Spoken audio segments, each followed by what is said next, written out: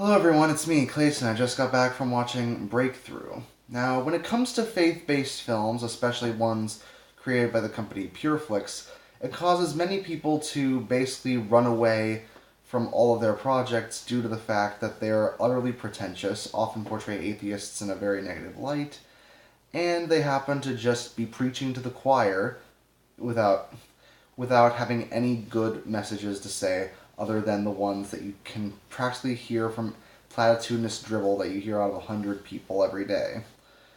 With Breakthrough, however, not only is it based on a true story that's actually pretty fascinating, but despite some cliches, it happens to actually be a decent Christian film that happens to not rely on those horrible portrayals and actually tell a pretty good story.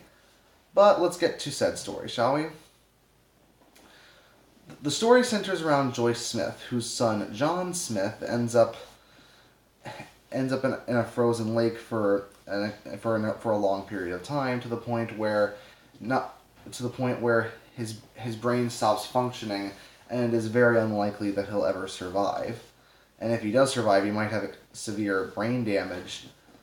So he's kept in a hospital for several days. Joyce believes that her prayers can actually save him, but in a town where everyone either has a hard time believing it, or some people think that she's just a bit in over her head, that message is a little hard to get across. But that's all I'll say about the story without spoiling anything. Basically, the whole film, while it is obviously a film recreation of those events, it doesn't feel too heavy-handed in most cases, at least in comparison to most faith-based films. There still are the requisite scenes where characters pray and where they talk about God and all that stuff. However, there are several moments that humanize other characters. For example, there's a pastor who takes a cringeworthy modern approach to his teachings, but he's simply doing it to get more young people involved. And I've seen a lot of people who involved in the faith who do that. There are several other characters who appear as rivals to John or don't really trust him, but they are right there praying alongside Joyce at several in a few pivotal scenes. There's even one character who feels like he doesn't believe in God, despite the fact that he's the one who ends up saving John early on in the film, and his realization is actually pretty heartwarming. These characters don't feel like one-dimensional tropes, except for times where they do feel like them. They are, for the most part, treated like real people, which helps the dramatic moments in this film really pay off well. It is true that the film does have a bit of an inconsistent soundtrack, where it can feel overly peppy at the start, and where a few moments at the start do feel pretty cringeworthy, with several school cliches, and with John being a little bit unlikable at the start. But once the incident happens and once the actual drama of the story kicks in, it's surprisingly very effective.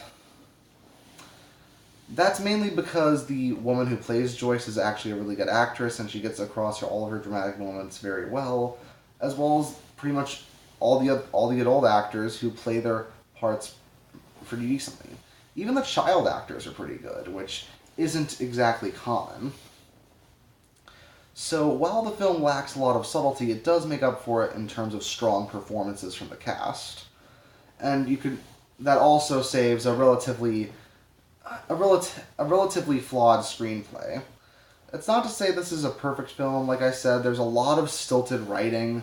The soundtrack can get very over the top in places that can threaten to ruin dramatic moments. And there are some decisions made towards the end that I don't always agree with. But as far as faith-based movies are concerned, this definitely isn't a God's Not Dead scenario. Unlike the Pureflix films, it doesn't feel unbelievably contrived, and it actually does tell a story with legitimately affecting dramatic moments and some performances that I actually really admire.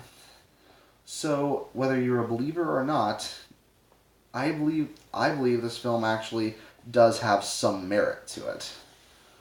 And that's why Breakthrough gets a 7 out of 10 from me. See you next time.